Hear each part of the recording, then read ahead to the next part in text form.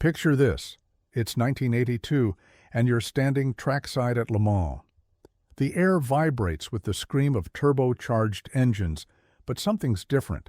The Porsches aren't just fast, they're impossibly fast, unnaturally fast. The lap times don't make sense. Experienced engineers are checking their stopwatches, convinced they're broken. What they're witnessing is a silver and blue missile that's about to rewrite the laws of physics and force the most dramatic rule changes in motorsport history. The Porsche 956 wasn't just another race car. It was an engineering weapon that exploited a loophole in aerodynamics so effectively that it became too dangerous to race. This is the story of how Porsche created a monster that dominated everything it touched, killed some who dared to push it to its limits, and ultimately forced racing's governing bodies to ban the very principles that made it unstoppable. To understand why the 956 became motorsport's most beautiful nightmare, we need to travel back to 1981. Porsche's racing department in Weissach was facing a crisis. The old 936 that had won Le Mans in 1981 was essentially a decade-old design, heavily modified but fundamentally outdated. Meanwhile, the FIA had just announced Group C regulations for 1982, a new prototype category that prioritized fuel efficiency alongside speed. Teams would be limited to specific fuel allocations for race distances. Suddenly, raw power wasn't enough. You needed efficiency, and that meant one thing above all else: aerodynamics. Norbert Singer, Porsche's chief racing engineer, saw an opportunity. The Group C rules were remarkably open about aerodynamic design. Unlike Formula One, there were no restrictions on underbody aerodynamics, no mandatory flat bottoms, no limitations on Venturi tunnels. Singer realized something that would change everything. The rules had inadvertently left the door wide open for ground effect. And ground effect wasn't new. Lotus had pioneered it in Formula One with the Type 78 and 79, creating cars that literally sucked themselves to the track. But F1 had already started banning these technologies after several horrific accidents. Sports car racing hadn't caught up yet. The rulebook was still innocent, written for a simpler time. And Singer assembled a team of aerodynamicists and gave them an unprecedented brief. Ignore conventional thinking about sports car aerodynamics. Start from zero. The wind tunnel would dictate everything: engine position, cockpit location, suspension, geometry. Everything would serve the airflow. And the foundation was an aluminum monocoque chassis, itself revolutionary for sports car racing. Most competitors still used steel tube frames. Porsche created a tub that weighed just 65 kilograms, but could withstand enormous loads. The monocoque wasn't just structure, it was the upper surface of a carefully shaped Venturi tunnel that ran the entire length of the car. The real magic happened underneath. While competitors focused on wings and spoilers to push the car down, Porsche carved channels into the 956's floor. These weren't simple flat surfaces. They were precisely calculated Venturi tunnels that accelerated air from the nose, compressed it under the car, then expelled it at the rear. The faster the car went, the lower the air pressure beneath it, creating a vacuum that literally sucked the car to the track. The mathematics were staggering. At 200 miles per hour, the 956 generated over 2,000 pounds of downforce. But here's the crucial part: it did this with minimal drag penalty. Traditional wings create downforce by deflecting air upward, which inherently creates drag. Ground effect pulls the car down by manipulating pressure differentials. The downforce was essentially free. Behind the cockpit sat the heart of the beast, a 2.65-liter flat-six engine that looked tiny for a car designed to win overall at Le Mans. But this wasn't just any flat-six. It was the Type 935-76, essentially the same basic engine that powered the legendary 935 customer cars, but evolved into something far more sinister. And Chen twin KKK turbochargers fed compressed air through massive intercoolers. The turbochargers themselves were works of art, precision-balanced turbines that could spin at 120,000 RPM without exploding. At full boost, which peaked at 1.3 bar in qualifying trim, this relatively small engine produced 620 horsepower. In race trim, running more conservative boost to survive 24 hours, it still made 540 horsepower. And the compression ratio was just 7.2.1, laughably low for a naturally aspirated engine, but perfect for forced induction. The low compression allowed Porsche to run massive boost without detonation. The engine block was magnesium, the heads aluminum. Every component was designed for minimum weight and maximum cooling efficiency. But raw power was only part of the equation. Remember, Group C demanded fuel efficiency. The 956's engine featured Bosch Motronic fuel injection, one of the first fully digital engine management systems in racing. It could adjust injection and ignition timing on the fly, optimizing for maximum efficiency when cruising down the Mulsanne Straight, then instantly switching to full attack mode for the twisty sections. The gearbox was another masterpiece. Porsche developed a new 5-speed manual that could handle the enormous torque while weighing just 75 kilograms. The gear ratios were specifically calculated for each track. Le Mans required tall gearing for the long straights, while Nürburgring needed shorter ratios for the constant elevation changes.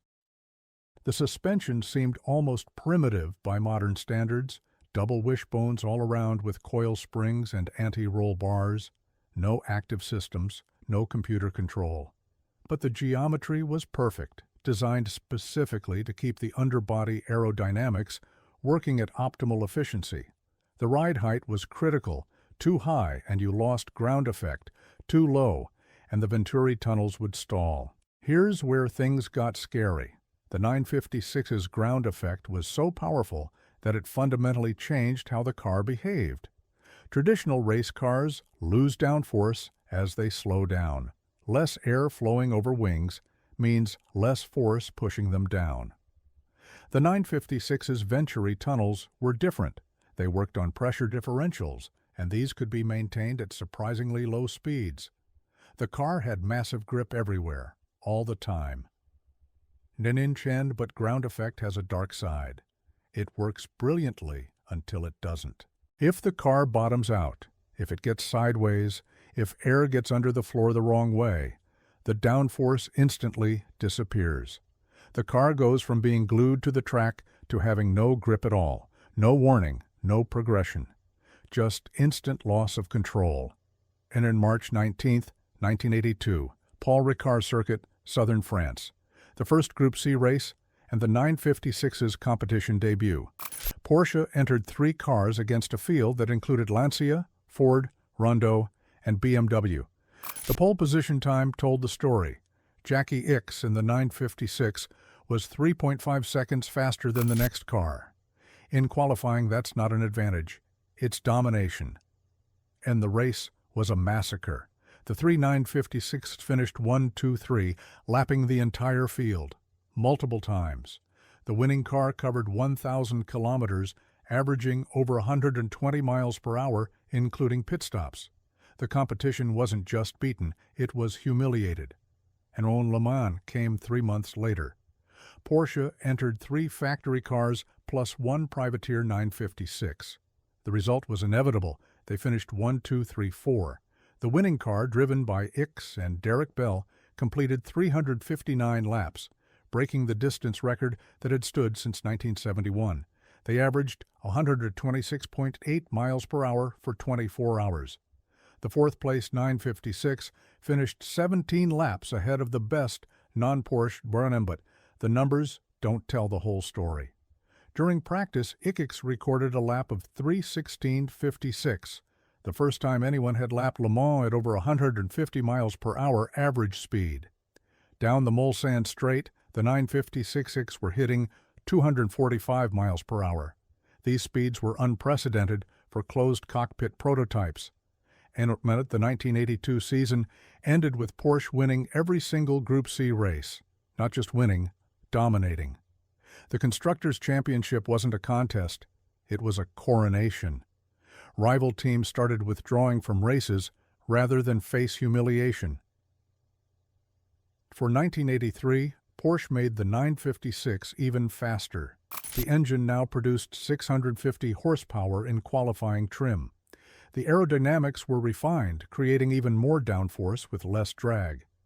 The new cars were purple and white, wearing the colors of Rothman's tobacco. They looked even more menacing than the original silver and blue cars, and then Stefan Bellof, a young German driver, took pole position at the Nürburgring Nordschleife, the 14-mile 170-corner version, with a time of 6:11.13. Let that sink in. He averaged 122 miles per hour around the most dangerous racetrack ever built. That record still stands today. It will never be broken because no one races prototypes on the Nordschleife anymore. It's too dangerous. And then the manufacturer's championship was another walkover. Porsche scored 134 points. Lancia, in second place, managed 31. At Le Mans, Porsche entered 8 cars. They finished 1, 2, 3, 4, 5, 6, 7, 9. The 8th car retired with a blown engine after leading for 12 hours. No other manufacturer got close. But cracks were starting to show. The 956 was so fast, so dependent on ground effect, that it was becoming dangerous even for professional drivers. The car demanded absolute precision. One mistake, one moment of lost concentration, and the consequences were severe. May 8, 1983, Spa-Francorchamps, Belgium. Stefan Bellof was racing in terrible conditions, rain turning to drizzle, visibility near zero. Approaching Eau Rouge, the famous uphill sweep that drivers take flat out, something went wrong. Maybe the ground effect stalled. Maybe he hit standing water. The 956 launched into the air, cleared the barriers, and crashed into the trees. Bellof survived but was seriously injured. And then that was a warning. Nobody listened. The 956 became available to privateer teams in 1983. Porsche would sell you a complete car for 1.8 million Deutsche Marks, about $700,000 at the time, roughly $2 million in today's money. That sounds expensive, until you realize it bought you the exact same car the factory team was racing. No detuned engine, no inferior aerodynamics. You got the full weapon, and 28 customer 956s were built. Privateer teams like Joest Racing, Kramer Racing, and John Fitzpatrick Racing suddenly had access to Le Mans winning technology. The grids were flooded with 956s. Some races had 15 or more entered. It wasn't uncommon for Porsche 956s to occupy the top 10 finishing positions, but more cars meant more chances for things to go wrong. The 956 demanded respect, and not everyone gave it. Privateer drivers, often less experienced than factory drivers, were pushing these ground effect monsters to their limits, sometimes beyond Dion and June 23, 1985, Le Mans, during practice. French driver Jean-Pierre Jarier was driving a privateer 956 down the Mulsanne Strait. At approximately 240 miles per hour, the car suddenly pitched upward, performed a complete backflip, and crashed back to Earth. The monocoque held together, and Jarier walked away. The cause? Ground effect had stalled, possibly due to a tiny imperfection in the track surface. At that speed, the car's flat bottom became a wing, generating lift instead of downforce. And as the footage was horrifying, a 2,000-pound race car doing a backflip at 240 miles per hour, it was pure luck that Jarier survived. But worse was coming.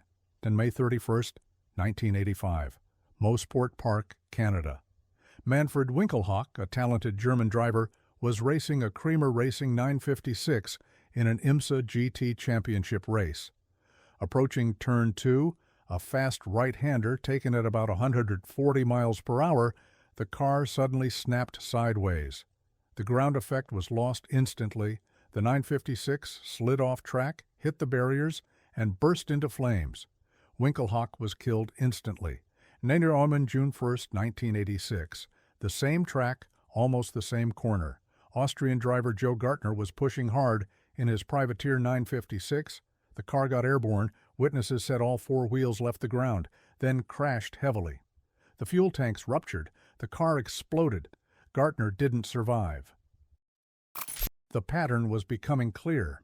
The 956's ground effect made it blindingly fast but inherently unstable. When it worked, the car was glued to the track with supernatural grip.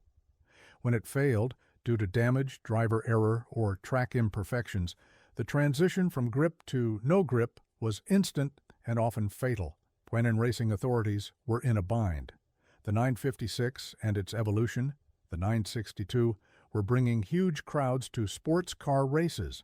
Porsche's domination might have been boring for purists, but fans loved watching these beautiful, brutal machines circulate at impossible speeds. But the body count was rising. Ensign. The first restrictions came in 1986. The FIA mandated that all Group C cars have their feet positioned behind the front axle line. This was specifically targeted at the 956, which had the driver's feet ahead of the front axle.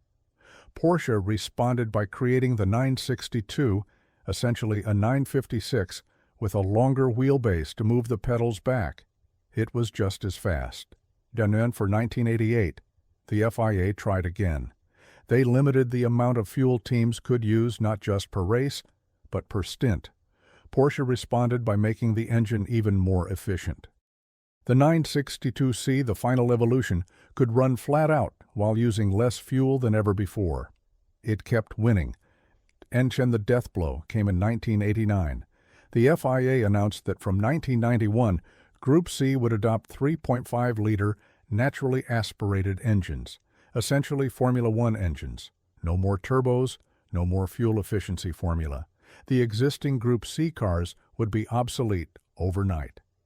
I understand, but there was another unspoken reason for the change. The FIA was terrified of ground effect.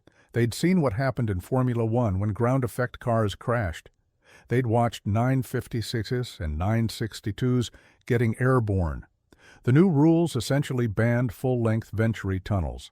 Cars would have to use a stepped flat bottom, eliminating the possibility of ground effect. And Porsche saw the writing on the wall. They attempted to build a 3.5-liter car, but it was a disaster, overweight, underpowered, and slow. They withdrew from sports car racing at the end of 1991. The 956-962 had won Le Mans 7 times in 9 years, but its era was over. And the rulebook had finally caught up. The car that was too fast to race safely was regulated out of existence. But what a legacy it left behind! And the numbers are staggering. Between 1982 and 1991, the 956 and 962 won Le Mans 7 times, captured 5 World Sports Car Championships, 5 IMSA GT Championships, and 3 Interseries Championships. They scored over 150 major international victories. No other car in motorsport history dominated for so long, so completely. The technical innovations pioneered on the 956 changed racing forever. The carbon aluminum monocoque became standard for all prototypes. The digital engine management systems developed for fuel efficiency became essential for every race car. Even the ground effect, though banned in its pure form, influenced how every modern race car uses underbody aerodynamics. But the 956's most important legacy might be what it taught us about the limits of technology in racing. It showed that cars could become too fast, too dangerous for humans to control safely. It forced racing organizations to accept that unlimited technical development wasn't sustainable. Rules had to protect drivers from the engineer's brilliance. In today's LMP1 and hypercar prototypes are faster than the 956 in absolute terms. They have better tires, better brakes, better safety systems. But they achieve their speed through heavily regulated means. The underbody profiles are strictly controlled. The aerodynamic efficiency is limited by rule, not by physics. They're faster, but they're also safer, more predictable, less likely to suddenly swap ends or take flight.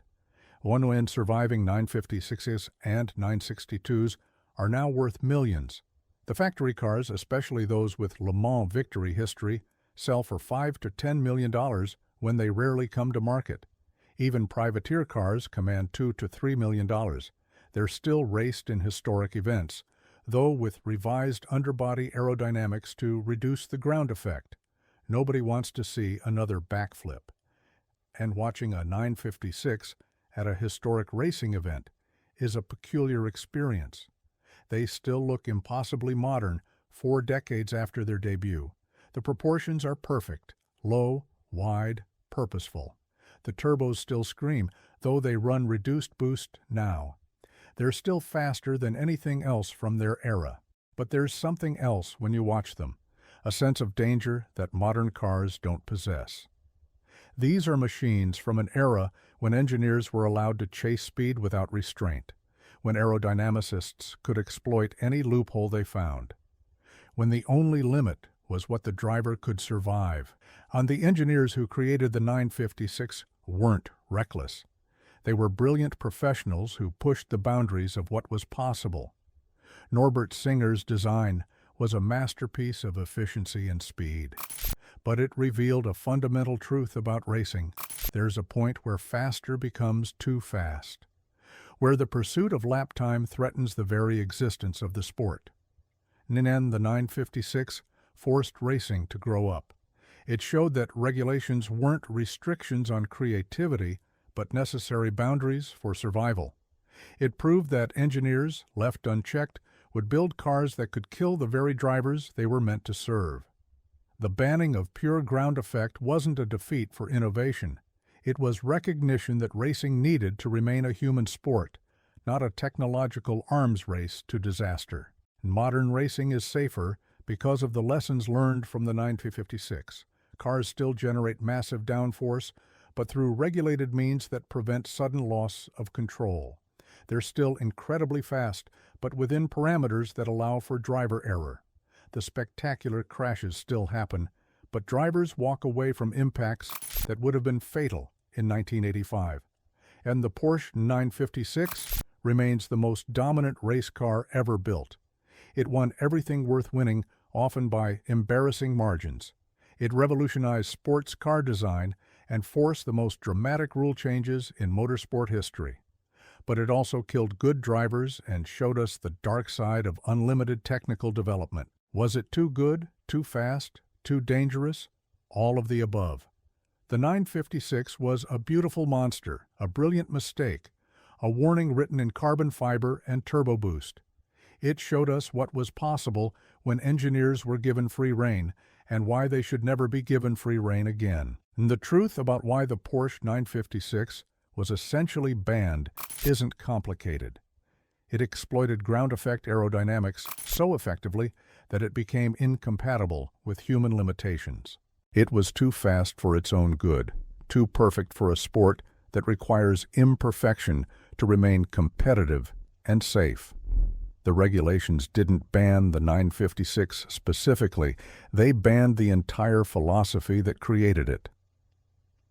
Racing learned from the 956 that faster isn't always better, that domination can destroy competition, that engineering brilliance needs to be tempered with humanity.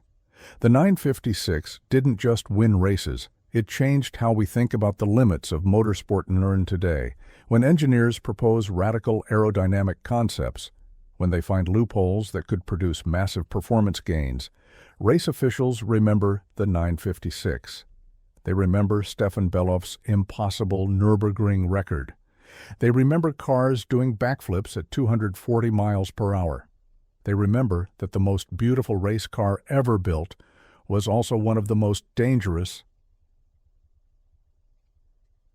The Porsche 956 wasn't banned because it was too successful, though it was. It wasn't banned because other manufacturers complained, though they did. It was banned because it represented the logical endpoint of unregulated technological development, a car so fast that it threatened to destroy the sport it was built to dominate. That's the shocking truth about the 956. It was too perfect for its own survival. It achieved everything a race car could achieve, and in doing so, proved why no race car should be allowed to achieve that much ever again. The 956 remains frozen in time, the fastest, most dominant, most dangerous prototype ever to turn a wheel in anger. A reminder that in racing, as in life, sometimes you can be too good for your own good. What do you think about the 956? Was it racing's greatest achievement or its most beautiful mistake? Drop your thoughts in the comments below. And if you enjoyed this deep dive into the most dominant race car ever built, hit that subscribe button for more legendary motorsport stories. Until next time, keep those engines running, and remember, sometimes the most impressive engineering achievement is knowing when to stop.